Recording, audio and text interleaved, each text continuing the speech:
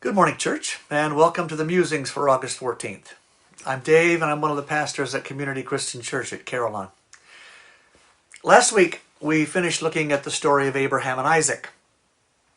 And the point I tried to make was that the many parallels between that story and the life of Christ were no accident, that God lets us see him at work in a small way so that we will recognize his work when we see it again later. In a sense, we understand Jesus because we first met Isaac. And that got me to thinking of other parallels that we can find in Scripture, and I landed on one pair of events in particular. One event happened in a courtyard, the other on a beach. And again we see the Lord working, but this time he is simply blessing a friend. In the Gospel of John, chapter 18, we read of Peter's denial of Christ, of how Peter 3 times disavowed his discipleship. And then realizing what he had done, he was devastated. I can only imagine the depths of remorse that Peter must have felt. The nearly unbearable regret, the despair, the self-loathing. He who had talked so bravely had proven himself to be fearful and weak. And then Christ was raised from the dead. Now Peter checks out the empty tomb. He is apparently present when Christ appears to the disciples in the locked upper room, but there is no recorded interaction between the two. Peter must have been an absolute mess. He had jumped ship and now the captain had come back.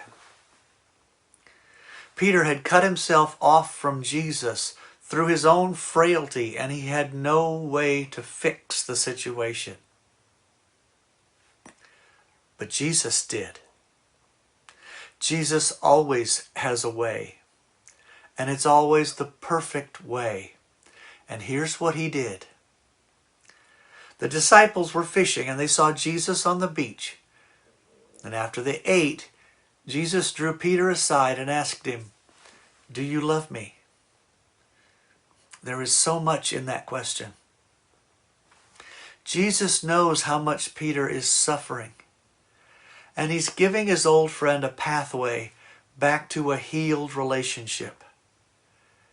It is exactly the pathway that Peter needs. You see, Peter had broken their relationship with a denial. Jesus is helping him to reestablish their relationship with an affirmation. Now that relationship was never broken from Jesus' point of view. Jesus had never stopped loving Peter. The brokenness of the relationship was only visible from Peter's side. The feeling of estrangement was his. The regret that was weighing on his mind, the sense of separation, those were in his heart. And Peter wanted, indeed needed, a chance to atone for his mistake.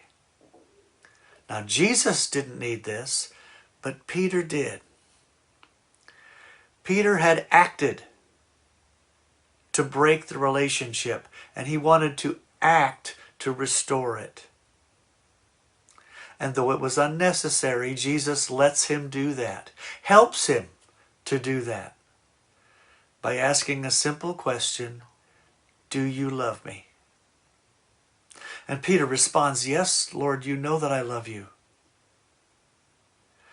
Then Jesus asks the question again and again. What a lovely and loving way for Jesus to show Peter that he was forgiven. Jesus is saying, "I know what you did. Now undo it." 3 denials, 3 affirmations, and the relationship is healed. Jesus makes a way for Peter to know forgiveness. And he'll do the same for each of us. God bless you all.